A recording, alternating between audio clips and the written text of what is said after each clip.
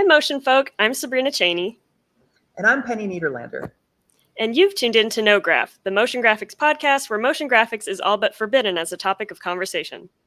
The idea is we're all familiar with the social media peer pressure that there's always a new program to learn, a new style to master, endless tutorials and presentations to catch up on, Slacks and Discords to join. But we have this little theory that what really makes our work interesting is what people bring to it from the outside our normal circles. So here at Nograph, we push all that aside and block out the noise and the pressure. Every week, we'll have a special industry guest on, and we'll just talk hobbies and passions and whatever they love to do when they're not at their desk. And at the end of every episode, we'll turn the mic over to our new friend, and they'll have a couple minutes to tie it all in. This is a podcast about our industry from the standpoint of a sustainable lifestyle and an ever-deepening well of inspiration. Thanks for joining, and let's go. All right, today we have Terry Lee. Woo! Terry, welcome. How's it going, Terry? It's great. Thank you for having me on here. Yeah, I was watching that intro video, and there's so much exciting clips. People like canoeing, doing pottery, and I feel like, or like climbing mountains. I feel like you set me up for failure. Wait, why is that? Are you not that much? I just don't think I'm as exciting as any of those clips represent. But I'm glad to be here. You know what? I've seen your stamp collection, and it is absolutely fantastic. Don't sell yourself away. It's stellar. Banned in several states. So, Terry, why don't you introduce yourself and tell us, this is when you get to talk about, like what you do for work, what that whole motion, the mograph word can be used now. Yeah. Well, Terry Lee. I started a company called Roger around 2007. I am the executive creative director now, managing partner. We're a multifaceted production company. It started off mainly doing motion design. Like a lot of it is, seeped in design, and we did package design titles for broadcast network, shows, all that, anything that needed design and animation. We did a lot of rebrands. And we still do that. We've just sort of used that thinking and just sort of expanded throughout the years to kind of cover more ground and cover more disciplines. So this stuff's kind of off TV now. Now we're doing at home. Now we're still doing rebrand. We're doing concerts. We're doing basically content for any type of screen, as well as going back into doing more commercial projects as well, involving live action and all that stuff. But it's always like at the root of it is always like that love of design, love of storytelling, love of that sort of process, and taking that to anywhere else you want to take it. Plus just our general weird sensibilities. If you go to our site, you'll get it right away. We're kind of wackos. I love it. Proud. I am a fan of Roger, and I can't wait to not talk about it at all. Let's not do it. That shit. Hey, can I swear on here, or is it? Can I talk like I talk to my kids? Oh yeah. Oh, wait. How do you talk to your kids? That's a good question. We'll find out. Well, I want to get into that weirdness a little bit, and immediately getting you on this call, I clock the Akira volumes behind you. Are comics an influence? Yeah, always. I mean, my wife's also she's Japanese. She loves manga. She reads voraciously. But I've always grown up with comic books, especially like X-Men, Alpha Flight, all that stuff, like in the early 2000s, late 90s. That run of comics was really my jam. And then I just started recently, not recently, but over the years, I'll start reading volumes of stuff as they get recommended. I think there's maybe too much out there now. Like if you go to the Marvel catalog, there's like X-Men Blue, X-Men this, X-Men Earth 3000. I don't want to get caught up in every multiverse, so I just kind of pick the ones that are like recommended. And then like Akira, I watched the movie. That was like the first anime I ever saw as a kid, right? I bought like my first VHS copy of it from a comic book store. It was like totally pirated back then. I like watched it a million times. Like it definitely like had the parts where it like was worn down from me watching it. But then I just read the manga, the volumes of it, like recently. I was like amazed. I was like, it's so much better and more. It's just a completely different story than the movie. Yeah. You seem like you Well, know, anime right? wise, that set a huge bar for you, I imagine, because that's like the peak. And then from there, you're like, well, where do I go from here? But yeah, the manga is crazy. There's like so much more of it. I think the movie only encompasses like the first 1.5 volumes, and then there's just like a whole other, Yeah, they whole other completely part. rewrote it. He smartly rewrote it to do the movie because there's no way you can even take a snippet of this. It has sort of some of the main things, but like all the characters are all different too. They look the same, but and then they just took a lot out. We were talking about this in our Slack recently about like Taika Waititi. He has the rights to make Akira, and I really hope he doesn't because I don't really want him to take his brand of quirky humor and add it to this story. I think that would really ruin it. Yeah. And then he just came I out with Time personally Bandits. think Huh? I think the anime is like that's like the crown jewel. I don't know how you could touch that and come close, but I don't know. People can try, why not? But I'm kind of on your team on this one. Yeah, I think it needs to be a show. I don't think they can do another movie. It should be like Yeah, like a 3 season serialized long. thing. Yeah, exactly. And then maybe they could do it justice. But and why not? It seems like that's kind of where the big entertainment is going now anyway. Yeah. Penny, I want to know, is there anything that you've ever read that you thought like this would make a really good adaptation? So, well, the book, the first books that I read that got me into reading when I was in elementary school Same here. have not been made yet, and I'm like afraid to say them because I don't want someone else. I want to be the one who does it. I feel that. Mine has been made. I want the Neverending Story to be like a 2-part animated epic, but somebody else has the rights and they're probably going to make it live action.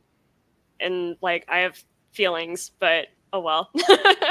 I'm like the classic also people have a lot of nostalgia value for the 1980s Neverending Story, but I feel like Yeah. that was my favorite. It's my favorite book ever. And I'm like, did you know that Atreyu actually is supposed to have green skin and he comes from the plains? Like he's not that person on the screen, you know? Well, that's It's a funny. whole thing. I think I maybe knew it was a book, but I had no idea. Oh, The okay. book is amazing. Like the ending will still just like, ugh, it gets you. It's such a good book.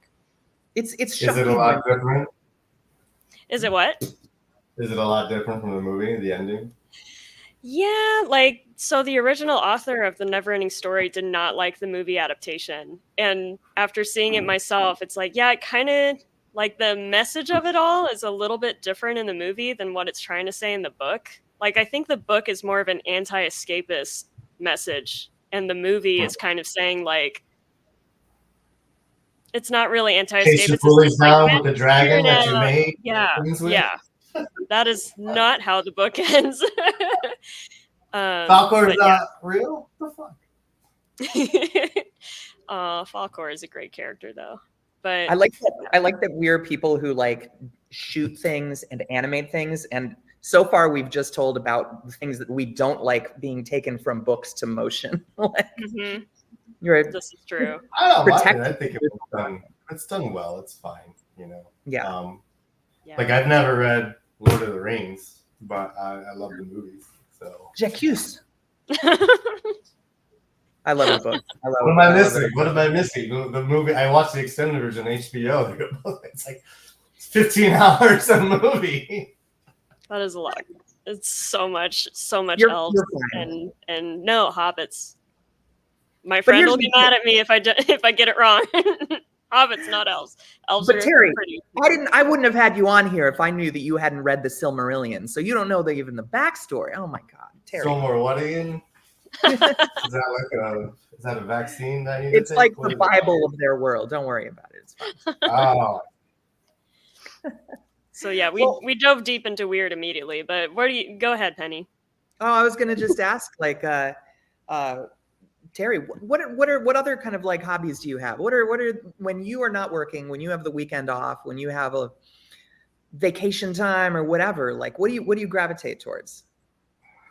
Well, I mean, there's what I do with now that I have a family. I have 3 kids. They're all young. They're like 2, 4, and 7. So I'm like if you know a lot of parents, that's kind of like the age where you're in the middle of it.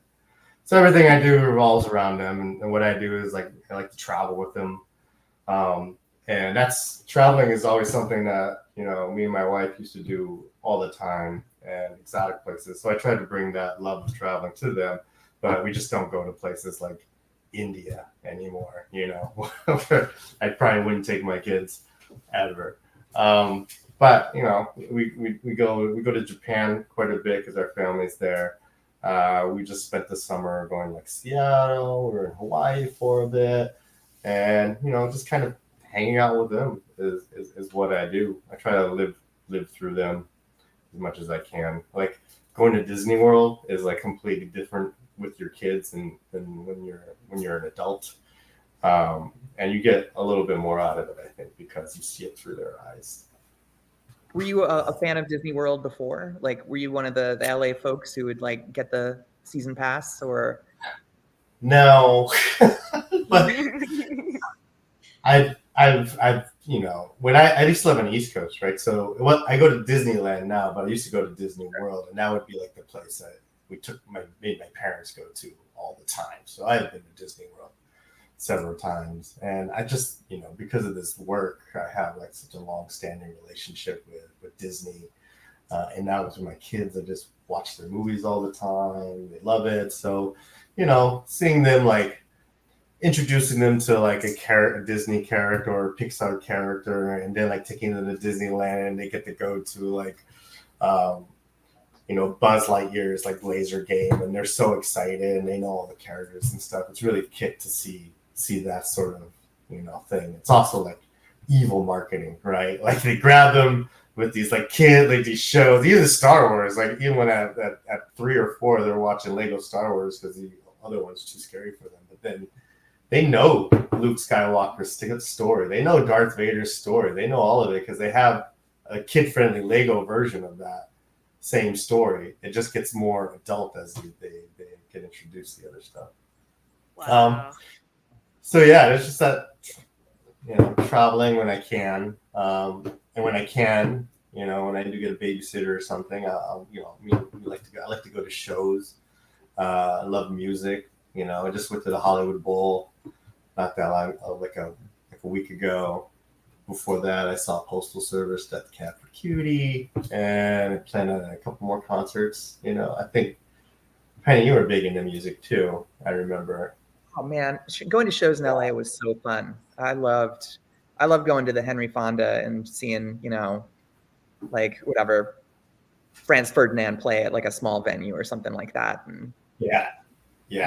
I like the Palladium here. That's a great venue. In New York, there was, what is that place? Something 5, Division 5 or something like that. Oh. Terminal 5. Oh. Terminal 5 is in the middle of New York. I saw a Massive Attack there. Oh, lucky. Yeah. You know what? I never went to the Hollywood Bowl and saw any of like. I was always bummed that I never saw like. Wait, was it the Hollywood Bowl like where a band might play with the orchestra? Yeah. Like Arcade Fire would play with like the LA Phil or something. Yeah, they do that a lot, and it always seems like something special happens with the LA. I went last year. I saw Black Panther being performed by the Philharmonic. So they show the movie, and then they bring in like the musicians that recorded during the movie, backed up by the Philharmonic. And oh my god!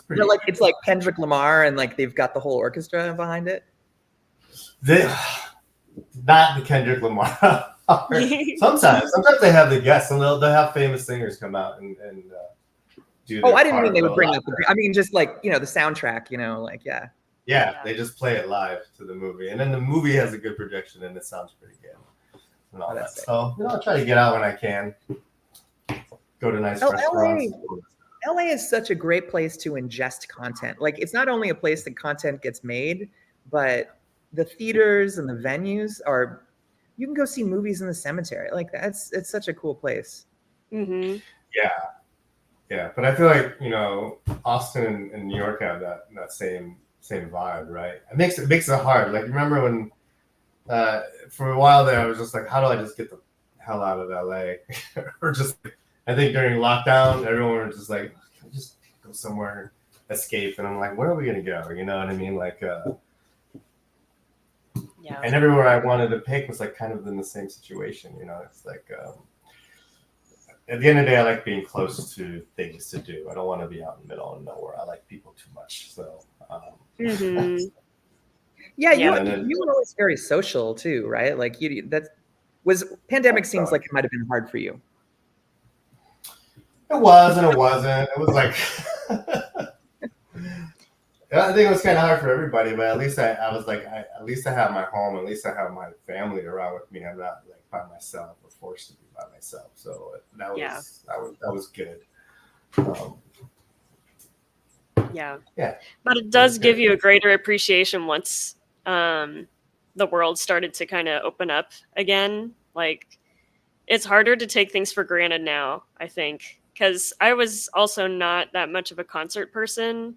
And then I finally figured out what genre of music I like, and being able to go out to concerts again. It seemed like the year that it finally felt okay to be out often, it was like all the bands came back and they were all visiting Brooklyn.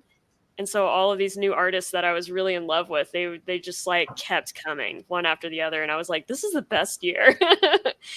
But What yeah, it feels genre like of music, Sabrina? post punk, new wave, like synth stuff, like kind of goth music. But yeah, I like did not know that I liked that until maybe 1 or 2 years ago. So, and it's been great here.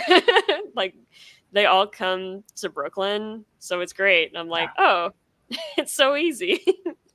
Yeah. But yeah, they're uh performing all the time. And in LA too, like LA also has a very sizable goth scene, which is kind of funny to me because, like, for all the kind of stereotypes of LA, not only being the sunny, glitzy, glamour Hollywood place, but then there's this underground to it that's really fun.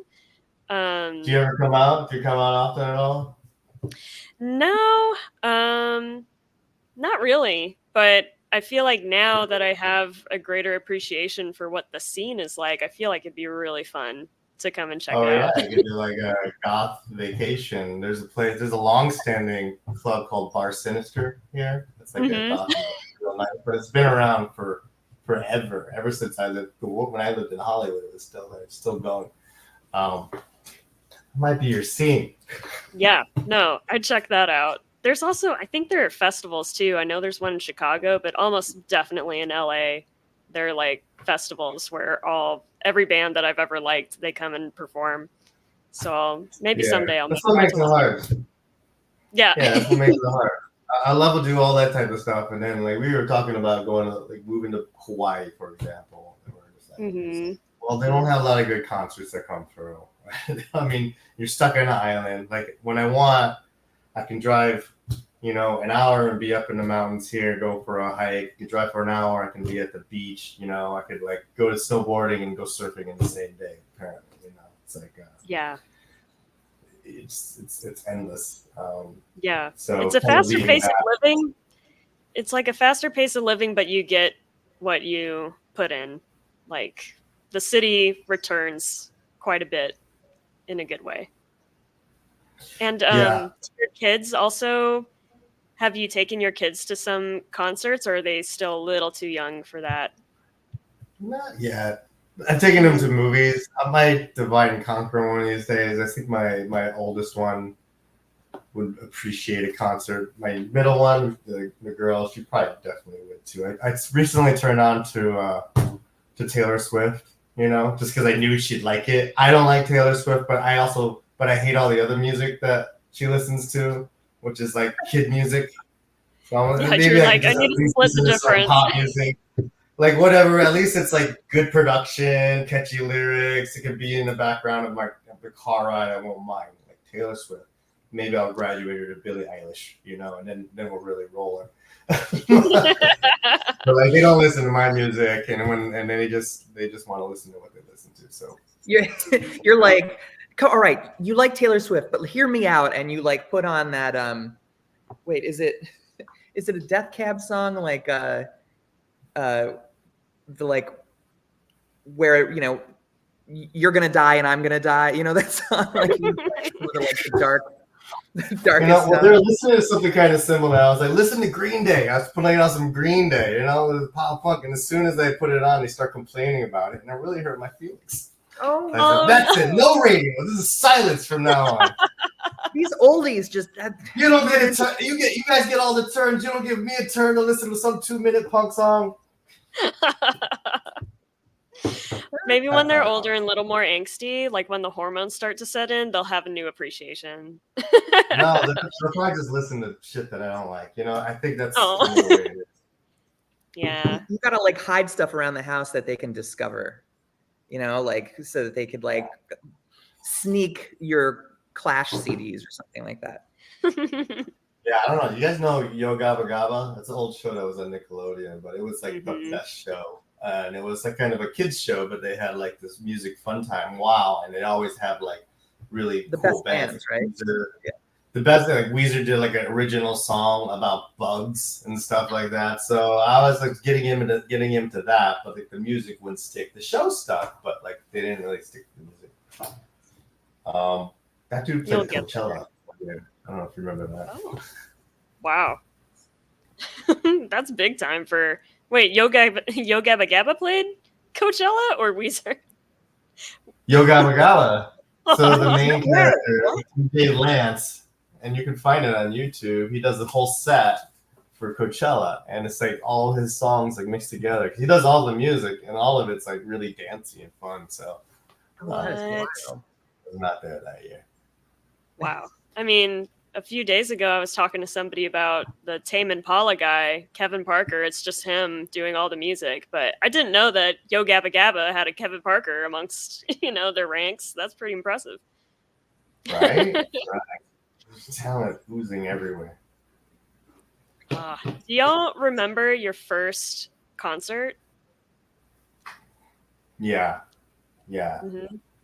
Penny's like, I don't know. Pretty cringy. I want to hear Penny's first because mine's pretty bad. Mine's a little weird is the thing is I can't remember it necessarily. Okay. My dad ran a music venue in Michigan called Pine Knob. And I know Pine Knob. You know Pine Knob. That might have been where my first concert was, by the way. Oh, no way. And so we used to go and he would take me when I was little, and like I think my first one that he took me to was what's his name? Neil Diamond. And I like Neil Diamond. Yeah, but I mean, like I was like 4 years old playing basketball with Neil Diamond backstage. Like I think it's hard to like. I didn't appreciate the music. I didn't know who he was, but like that was like probably my first concert. And like that's adorable. I don't know. What about Terry? Mine's like way cringier, but Sabrina, you go first. Oh, mine was Enrique Iglesias in 3rd grade. And I was small enough that like I was tiny and I couldn't see anything, and I was with my parents, and a guy nearby was like, you could be on my shoulders, and my parents were apparently like, okay, but we're gonna be right here, but that was awesome because then I could see everything. And he played Hero and invited somebody from the crowd to come on stage, and I like remember this to this day, but they were like having a dance moment, and then, they have the camera on him to put on the screen behind him, and she was like grabbing his butt the whole time. She's like, I have this opportunity, clutching. And poor Enrique must have been like, get her off of me. But oh my God. What a moment. But he that's just so cool. He was grooving. I mean, that was like at the peak of his popularity. Some of the music we listened to early on is those are great, like, embarrassing moments, right? Like the stuff that we discovered on our own in our like preteen years. I know. But yeah, my first CD is even more embarrassing than my first concert, but oh, same. Wait, what is it? My first concert was Milli Vanilli. Remember them? Yes. with Young MC and Sisters with Voices. That was the three. Billy Vanilli was the headliner though, and this was like after all the controversy. They were like being accused of sinking on stage. After that, I still went. There were still people there. There were still fans. So that's like the first one. And my first CD was like Rick Ass. Not my first tape, but like with CDs that just come out during my lifetime. There weren't CDs around before kids. Yeah, no, mine was Hammer Time. Mine was FC Hammer. Hammer Don't Hurt MC Him. Hammer. That was my first CD. It was not my first tape that I bought. My first CD. Oh, that's a good one. Yeah. Oh, I miss CDs. I remember we had a lot of CDs at home that were the kind of thing where you have to buy the whole CD to get the one hit wonder, and the rest of the album is just kind of there, and you're like, skip, skip, skip, skip. This is my song. But then, playing throughout the rest of them, I'm just like familiar with Lou Bega's A Little Bit of Mambo, and I'm like, this album is fire. I don't know. Like, if you really want to, I think that's what we lose now. We're all one hit wonder listeners now, right? Who listens to a whole album anymore? And I think we were forced to. But then that's where you fell in love with the artist, you know. Yeah, but then vinyl's coming back now, so people are really into like physical media. So you never know. But yeah, I agree though. Streaming has changed a lot of things for better and for worse. Because how many songs do you know? How many like CDs could you put in and sing through all the songs, even though they're not great? Like, I could probably put in Spin Doctors and like sing every song because of Little Miss Can't Be Wrong or whatever the hell song I was like into when I was 13, you know? Mm-hmm. Yeah. I was talking about that. There's like, they're on De La Soul, Balloon's Mind State was kind of a seminal album for me. Like I could sing all the lyrics to that. Any Bad Religion album up to like The Gray Race, I could sing all the words to every punk song there. But these are all like music that I just listened to probably throughout college, and then I just kind of stopped listening to music that way. But those words are still ingrained in my head somewhere. Like you pop that on, I can like sing it back to front. So okay, you go back in time, Terry. You go back in time. You fall through time, and you're back in your car, and you've got your 6-disc changer. What do you fill it with? There's Far Side. The summer of like '94 was pretty big time for me. It was like before I graduated. There's Far Side, there's Bad Religion, there was Tricky, De La Soul, and Black Sheep. So a mix of like punk and all what was it called? Trip hop back then. I don't know if that's still like a thing now. That would be like my thing. Those were just stuck in there. You know what I mean? They're like the 6-discs that were just stuck in your car. You didn't bother to change them. And then like having that, like having the the CD holder, right, where you keep all your CDs, and then the artwork, that was like a prized collection, right? And you see somebody else's, you always go through there and stuff. You brought me back in time there. What were your CDs? What was your CDs in summer before going off to college? Jeez, I don't even know. Gosh, Sabrina, can you say that? Can you remember? Like, I'm impressed. I asked that question. Like, I'm not sure. It was probably like Sarah McLachlan and like Paula Cole. Like, I was really into the Lilith Fair. Oh yeah, I like Paula Cole. I just like oldies stuff. So I know like Beach Boys, Three Dog Night. Okay, but recently I was in a record store and there were some people behind me looking through records, and somebody goes to his friend like talking about Three Dog Night, and they were like discussing like, no, I've never heard of these. I don't know what you're talking about. And I was like, I was about to educate these people. Like, excuse me? How do you not how do you not know One Is the Loneliest Number, or like any of the other good ones? But I don't know. Like Three Dog Night would definitely be in there. But yeah, I don't know. Full albums were rarely my jam. Queen would be in there. I think it isn't until recently that I'm really finding some that I could just like go through every song and really like, oh, I like everything. But early on, that was harder to find.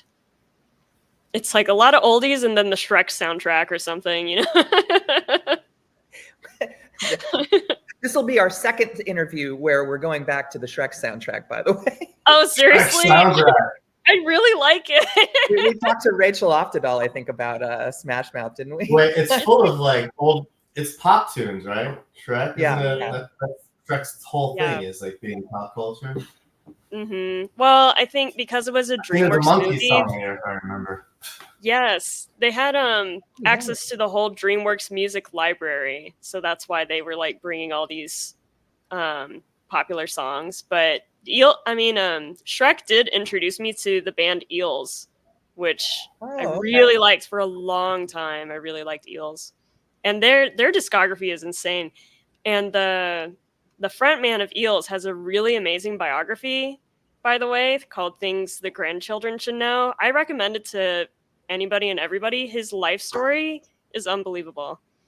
His dad was like the person who invented the theory of parallel universes. So he's like this huge genius mind. Yeah. But then at home he was totally like not affectionate. So it's like his son ended up being this huge creative force, but their relationship was like not really there. So yeah, his life story is amazing. I recommend his biography and his music. Well, you know what's great and kind of sad is there's another universe out there where his dad was affectionate. I know. He's not a creative force. So there's not, the band The Eels doesn't exist in other. Right. And then you watch Shrek 2 and there wouldn't be I Need Some Sleep. Like, and without, like, that's like a really core emotional moment that you wouldn't have. So isn't it funny how life works out? Amazing. Well, anything else we want to touch on? Terry, I think there's like a burning thing, like a thing that you love in the back of your mind that you want to know. You know what? I started skateboarding again, which is like a thing. Yes. So I got like all these skateboards back here, you can see. But it's like, I've done this over and over again where, you know, I've skated since I was like, before I was a teenager. And then I moved, part of me moving to San Francisco to go to art school there is because I also had like an amazing skateboard scene. Like, the whole city was like, it was the hot spot of the world at the time. So I could skate, I could go to film school, could learn about art. It's kind of great. Then moved down to LA, and then I got older and older. I think one day we were all at lunch, we were doing skate breaks at Roger. This is even when we were in the arts district. We went across to Boyle Heights, they had a skate park there. And that's when I broke my ankle for like the first time. This is probably maybe when I'm in like little late 30s. And ever since then, I'd go like a couple years. I mean, I had to recover from that, try skateboarding again. And I would like land and like fracture a rib or something. And then I would stop and I would go again. So I'm like, I'm in that phase of my life where I'm trying again. But, you know, it's definitely like keeping my bar really low. If I just get out there and push around and like go up the ramp and do some turns and ollie a few things, and then I'm happy. Don't need to push myself into it, but I'm just like kind of honestly, the fact that you could like stand on it and not immediately fall over makes you very talented in my book. I don't know how you do that. I'm just like, I don't know how to not fall over on this board. Yeah. It's been, well, you know, I grew up skateboarding and snowboarding, and I try to get back to, I just keep doing those things, you know, even though I'm bad. I'm trying to get my kids into it too. So that's it, man. And watch TV as much as whenever I can. Yeah. But that sounds great. It sounds like a good time. All of it. It's fine. It's all good. Yeah. I love it. One question about the skateboarding. Since you went to film school and you like skated, did you ever like make any sick reels? Any like, did you ever that is the thing, isn't it? Like there's some big names. I worked well, that was my job before starting Roger. I lived in Orange County, and I was part of a video magazine, and we used to, you know, film, make skateboard videos for professionals. Oh, okay. So I get a lot of that aesthetic that comes from skateboarding, and it has its own like unique artistic sensibility. I brought that into like motion graphics, or I tried to. That's Yeah, awesome. because like Spike Jonze made like a really like famous one back then around that time, right? Yeah, blind video days. Was Michel Gondry also part of that? Did he also do skate or just music videos? I can't remember. He grew up as they're buddies though. But Spike Jonze, like I knew who Spike Jonze was before everybody else knew who Spike Jonze was, because he did a video for Blind called Video Days. Jason Lee was in it too, and that's kind of like an iconic skate video. So I worked in skateboarding, I knew who he was, and then I started one of my jobs was I was writer for a website called Creative Planet. It was kind of during the .com boom. And Creative Planet had a bunch of stuff that was film related, like Editor's Net, VFX World, things like that. It covered each of these disciplines. One day they come in and they're saying, hey, we're going to interview Spike Jonze. He's like this new director. He just did this music video. He just performed on stage. He did that Moby music video where he does the whole dresses up as a dance troupe. Yeah. And they're like, there's this kid. His name's Spike Jonze. He's like coming. I was like, I want to do that interview. Please let me do it. And they almost let me, but I quit before I got to do it. Oh, you were a punk until the end. Worked out to the end. Me and Spike could have been buddies, having Thanksgiving with each other. It's never too late. Maybe you'll run into each other in the skate park. If you're just watching this, we'll see some turkey. You know what? Maybe you'll go out and you'll go pro with the skating, and he'll do your next reel. You never know.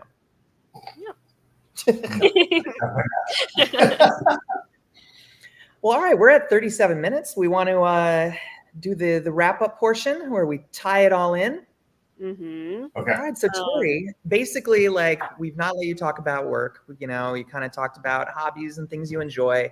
And, you know, part of this is like how that informs, you can talk about work now, informs just like your work life. You know, people want to hear, I want to hear how that affects you at work. Well, you know, my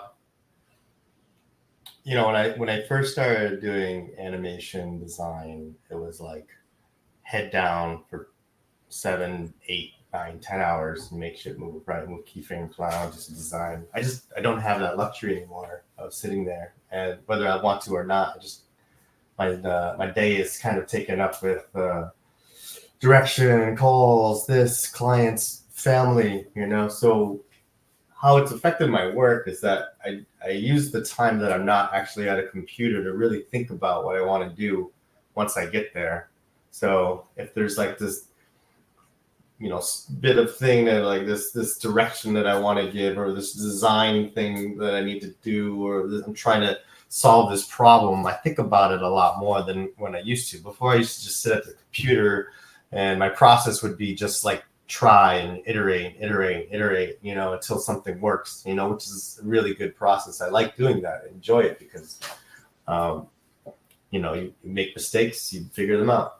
And when you finally find the solution, you're like, woo! But now I just have to do that in my brain a little bit more.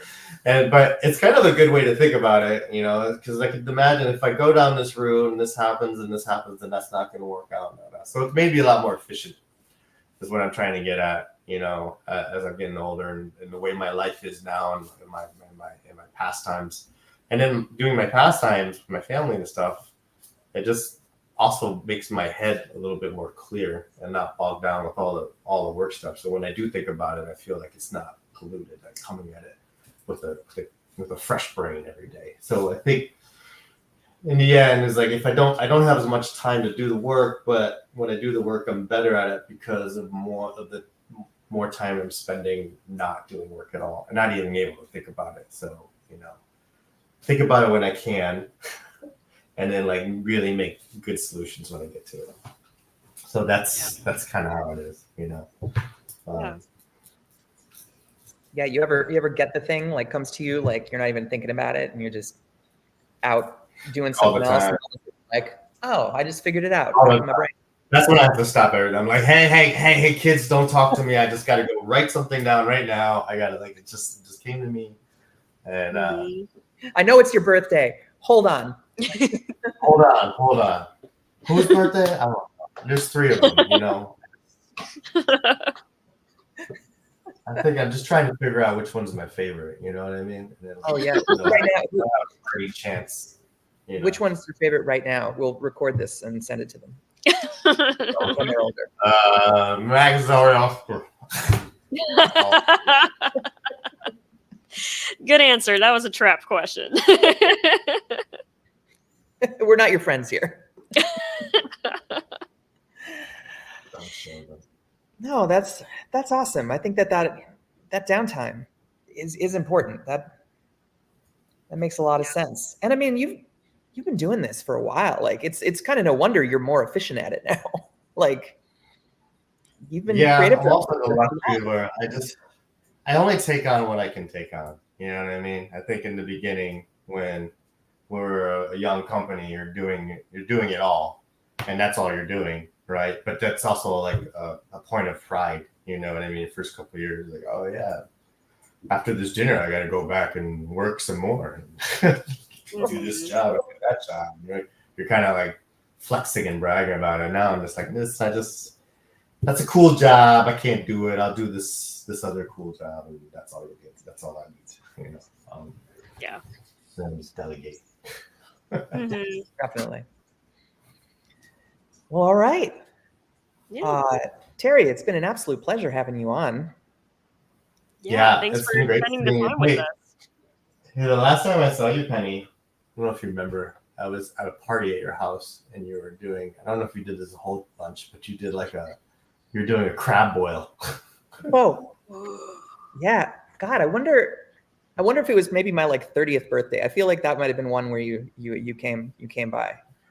Maybe. I didn't remember yet. It was a big old crab boil in the backyard. Yeah. It was good times. A lot of interesting folks were out. Well, 15 years later, thanks for coming to that. It was nice to have you at that and this. 15 years ago? Wow. Yeah, dude. We'll have to boil up another seafood. Get the gang back together. Sounds good. Well, I'm in Savannah right now, so I'm going to go get some tomorrow. I'm going to Crab Shack. Oh, yeah. Oh, the fresh seafood out there is so good. Mm-hmm. Lucky. Absolutely. Hey, Brooklyn's got all the good. What's that? This is a really good Taiwanese place in Brooklyn, too, like in East Williamsburg. There's a lot of places, but I don't know. I'll just have to try all of them, and then I'll send you the ones that I go to, and you'll have to confirm. No, not that one. No, not that one. Windsong. Did you know that one? I don't think so. Windsong. But I'll have to go now. Yeah. It's fire. Yum. Yum. Okay, well, it's been fun. Thanks, Terry. How many of you guys done now? How many? What is this? You're 5. You're number 5. We're learning as we go. Well, cool. Call me back for the 50th one. Oh, yeah. We'll have a big reunion. It'll just be a big grid of all 50 of us. All right. Well, it's been awesome. Sabrina, you always sign these off. I don't know how to do it. Sure. Thank you, Terry. Thanks, Penny. And thank you for watching episode 5 of Nograph. Stay tuned for episode 6. Thanks. Bye. Bye, everyone.